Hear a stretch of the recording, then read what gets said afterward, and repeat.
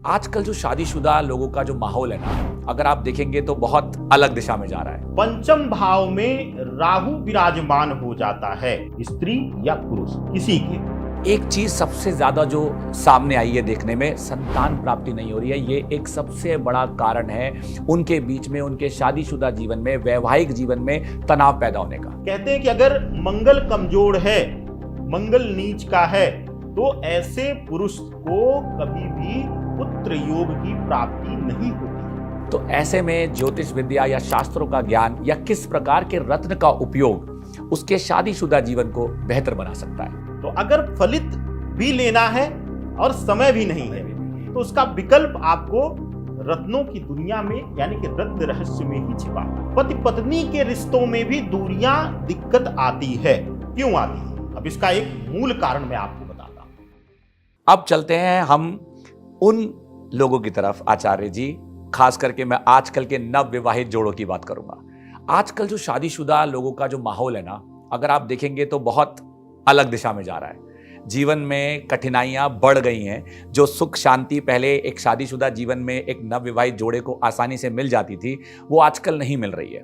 ग्रह कलेश बहुत ज्यादा हो रहे हैं। जो उनके आपस में अंडरस्टैंडिंग होनी चाहिए वो नहीं हो रही है। एंड एक चीज सबसे ज्यादा जो सामने आई है देखने में, संतान प्राप्ति नहीं हो रही है। ये एक सबसे बड़ा कारण है उनके बीच में, उनके शादीशुदा जीवन में, वैवाहिक जीवन में तनाव पैदा होने का। और यही वजह है कि शादियां टूट रही हैं, परिवार टूट रहे हैं, परिवार बिखर रहे हैं। अगर एक इंसान अपने इस पर्सनल लाइफ को बेहतर बनाना चाहता है और वो चाहता है कि भाई मेरे घर में कलेश ना हो, ग्रह कलेश से दूर रहना चाहता है, कोशिश कर रहा है, प्रयास कर रहा है, पर प्राप्ति नहीं हो रही, तो ऐसे में ज्योतिष विद्या या शास्त्रों का ज्ञान या किस प्रकार के रत्न का उपयोग उसके शादीशुदा जीवन को बेहतर बना सकता है। देखिए, वैवाहिक जीवन या गृहस्थ जीवन, इन दोनों का कारक ग्रह जो है वह शुक्र और गुरु है। पूर्णता मंगल से आती है। अब क्यों हमने कहा पूर्णता मंगल से आती है? मंगल पुरुषार्थ है, पुरुष की ताकत है। मंगल अगर कमजोर होगा, पीड़ित होगा, और स्त्री की कुंडली में गुरु और शुक्र पीड़ित होंगे, या फिर पंचम भाव में राहु विराजमान हो जाता है, स्त्री या पुरुष किसी के भी, तो ऐसी अवस्था में अगर मंगल भी कमजोर हो गया, राहु विराजमान हो गया, या फिर शुक्र और गुरु भी स्त्री का पीड़ित हो गया, ऐसी अवस्था में आप देखेंगे कि संतान उत्पत्ति नहीं हो पाती। कैसे रुकावट आती है? अगर पंचम राहु होगा तो गर्भ रुकने में भी यानी कंसीव करने में भी समस्या उत्पन्न कर देगा। और अगर गुरु पीड़ित है, मंगल कमजोर है, और साथ ही साथ राहु की भी स्थिति अगर इस तरीके की आ गई, क्योंकि आपको पता है जब मुसीबतें आती तो चारों तरफ से आता है। जब ग्रह पीड़ित होते हैं और पीड़ाएं मिलनी होती हैं तो कई ग्रह एक साथ पीड़ित होकर के बैठ जाते हैं। तो अगर राहु पंचम बैठा हुआ है, मंगल अगर कमजोर हो गया, तो गर्भ की जो शक्ति होगी, जो टिकेगा गर्भ, वह बहुत क्षीण रूप से टिकेगा। यानी वह 1 महीने 2 महीने या मैक्सिमम तीसरे से चौथा महीना क्रॉस होते होते गर्भ खराब हो जाए, यानी मिसकैरेज के चांसेस हो जाए। यह पितृय पीड़ा को भी दर्शाता है और प्रेतीय पीड़ा को भी दर्शाता है। जैसे कि आप इस लक्षण को देखेंगे कि जिसके घर में पंचम, अगर जिसकी कुंडली में पंचम राहु आ गया, उसके घर में आप देखेंगे अकाल मृत्यु इत्यादि जरूर हुई होगी, चाहे पत्नी के मायके में या फिर आपके स्वतः घर परिवार में, या आपके परिवार से जुड़े हुए जिसमें कि बहन, बुआ इत्यादि आती हैं, जो सीधा आपके घर से जा रही। तो ऐसी अवस्था में आपके लिए 2 मूलभूत रूप से ग्रह को बल देने की जरूरत आती है। पहला कि पुरुष को देखना है कि अगर गर्भ रुक ही नहीं रहा है और पुरुषार्थ की कहीं कमी आ रही है, मंगल आपका कमजोर है, तो ऐसी स्थितियों में आप गंगा धारण करिए।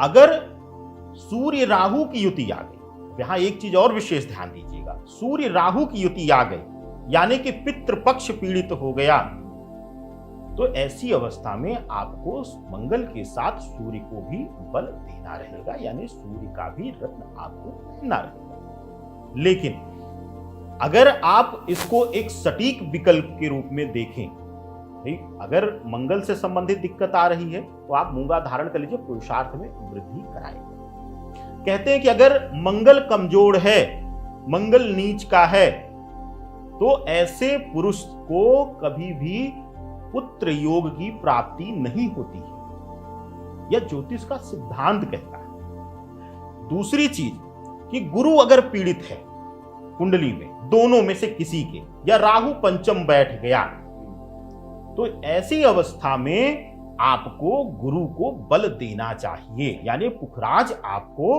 धारण करना चाहिए।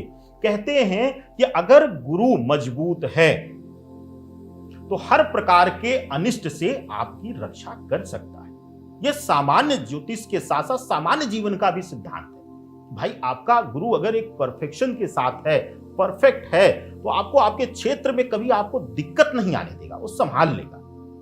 तो इसी प्रकार से कुंडली में ग्रहों की भी भूमिका है।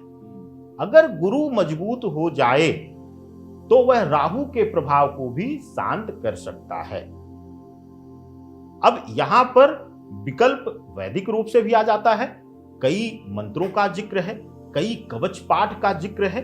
वह कुंडली के अनुसार कौन से ग्रह पीड़ित है उसके अनुसार वह निर्णय लिया जाता है। लेकिन आजकल हम तो बताते हैं अक्सर, लेकिन लोग कहते हैं कि गुरुजी इतना समय कहां मिलेगा, किसके पास है। तो अगर फलित भी लेना है और समय भी नहीं है, तो उसका विकल्प आपको रत्नों की दुनिया में, यानी कि रत्न रहस्य में ही छिपा हुआ आसानी से हो जाए। क्योंकि इसमें एक बार आपको आर्थिक रूप से खर्च करना, उसके बाद वह स्वतः आपके शरीर से जुड़ा हुआ आपके जीवन को और आपकी ऊर्जा को प्रभावित करना शुरू कर देगा। कवच की तरह काम करेगा। कवच की तरह काम करेगा। जैसे कि आज हमने खूब सुना होगा कि कर्ण के पास कवच था, हर प्रकार की नकारात्मकता से रक्षा करता था। इसके साथ ही अब एक प्रश्न आपने पूछा था कि पति पत्नी के रिश्तों में भी दूरियां दिक्कत आती है, क्यों आती है? अब इसका एक मूल कारण मैं आपको बताता हूं। खास करके भारतीय जो हमारा कल्चर है, जो हमारा रहन सहन का तरीका है, इसमें पुरुषों का भटकाव क्यों अधिकतर हो जाता है और पति पत्नी के जीवन में अक्सर आप देखेंगे कि गुप्त संबंध पीड़ा देना शुरू कर देते हैं। अफेयर से स्टार्ट हो जाएंगे, बाहर भटकाव शुरू हो जाएगा। ऐसी अवस्था में आप देखेंगे कि खास करके, अब यहां पर मैं कटाक्ष नहीं कर रहा हूं, मेरा काम है ज्योतिष के माध्यम से आपको सही दिशा देना। अक्सर हमारे भारतीय सभ्यता में स्त्रियां गृहस्थ में इतना उलझ जाती हैं कि वह अपनी ही शारीरिक कांति काया के ऊपर ध्यान नहीं देती। देखिए, पुरुष एक ऐसा तत्व है कि वह जहां सुंदरता पाएगा, आप देखिए कि एक सुंदर गाड़ी जब देखते हैं तो आप कहते हैं ये मेरे पास होना चाहिए। एक सुंदर घर जब आप देखते हैं तो कहते हैं ये भी होना चाहिए। भंवरे की तरह उड़ता चला ठीक है, एकदम भंवरे की संज्ञा भी इसीलिए दी गई है पुरुष को कि वह जहां मधुर पुष्प देखेगा, जिसमें रस रहेगा, उसी की तरफ वह आकर्षित होता है। अब यहां पर यह गलत नहीं है, ग्रह उसको ले जा रहे हैं। पहली चीज, या तो उसकी कुंडली में शुक्र पीड़ित है, केतु की युति है, या शुक्र द्वादश भाव एकादश भाव में बैठा हुआ है, या फिर थर्ड हाउस में पराक्रम भाव में पीड़ित ग्रहों के साथ बैठा हुआ है, तो तब भी आपको नियंत्रण करना है पुरुष को। नहीं तो आपको अपने ऊपर ध्यान देना है। वैवाहिक जीवन के बाद, जीवन के हर पड़ाव पे, जैसे हम एक उम्र के पड़ाव में जाते हैं, बाल्यावस्था, किशोरावस्था, उसके बाद युवा अवस्था, प्रौढ़ावस्था, वैसे ही ग्रह भी होते हैं, उनकी भी अवस्थाएं हैं। तो अगर आपका शुक्र प्रौढ़ावस्था की तरफ जा रहा है, या डिग्रियां कम है, या किसी क्रूर ग्रह के साथ शुक्र राहु के साथ युति लिया हुआ है, तो ऐसी अवस्था में आपको ध्यान देना है। आपका शरीर बेडोल होना शुरू हो जाएगा, आकस्मिक रूप से वजन बढ़ना शुरू हो जाएगा। मेरे पास कई कुंडलियां आती हैं कि गुरुजी खूब डाइट कर रही हूं, खूब जिम कर रही हूं, डाइट चार्ट मेंटेन कर रही हूं, लेकिन वजन कम ही नहीं हो रहा, बढ़ गया है 1 किलो। तो ऐसी अवस्था में यह आपको अचंभित करेगा ही करेगा। तो क्या करना है? अब यहां पे उपलमठ धारण करिएगा, ओपल भी शुक्र का है, जर्कन भी शुक्र का ही उपरत्न आता है, लेकिन दोनों के प्रभाव में कमी है, अलग अलग प्रभाव। तो आप यहां पर ओपल की जगह अगर जर्कन का विकल्प लेते हैं तो आपके लिए अच्छा होगा। क्यों अच्छा होगा?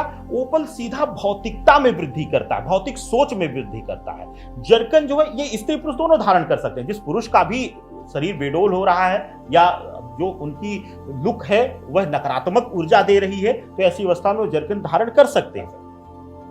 अब एक चीज, इसको सिल्वर में हमेशा पहनिएगा, चांदी में पहनिएगा। दूसरी चीज कि जर्कन क्यों मैं बोल रहा हूं, ओपल क्यों नहीं बोला? सामान्य रूप से तो लोग कहते हैं कि ओपल में शुक्र का पूर्णतः प्रभाव है। ओपल आपकी भौतिकता में वृद्धि कर देगा, आपकी सोच में और लेविश थिंकिंग ला देगा। यानी कि जहां आप एक सामान्य स्त्री को देखकर प्रभावित हो रहे थे, वहां आप जगह जगह एक अबव द स्टैंडर्ड या एक मानसिक सोच से निर्धारित कर लेंगे कि इसी कांति काया की स्त्री मेरे लिए सही है। तो भौतिकता में ओपल वृद्धि कर देगा, यानी भटकाव में भी वृद्धि करेगा। भाई भौतिकता बढ़ेगी तो भटकाव बढ़ेगा, यह सामान्य है। थॉट्स पे कंट्रोल नहीं रहेगा। लेकिन जर्कन क्या करेगा? आपकी शारीरिक कांति काया को एकदम से बदल देगा, सेटल करेगा, आपकी ऊर्जा को बैलेंस कर देगा। यानी स्त्री में कई बार ऐसा देखा गया है कि जो असंतुष्टि की ऊर्जा होती है, बॉडी एनर्जी रिलीज नहीं हो पाती है, नाभि स्थान को स्वादिष्ठान चक्र कहा गया, यहीं से हमारे शरीर की ऊर्जा निर्धारित होती है। तो ऐसी अवस्था में भी आप देखेंगे कि उस स्त्री का या उस पुरुष का जो शरीर है वह बेडोल हो जाएगा।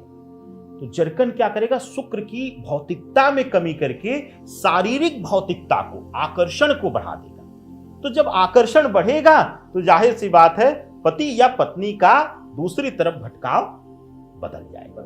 तो आप शारीरिक रूप से अगर आपकी जीवन में दिक्कतें आ रही हैं, बेडोल शरीर आपके संबंधों को खराब कर रहा है, या फिर जर्कन एक चीज और में इफेक्ट करेगा। क्या इफेक्ट करेगा?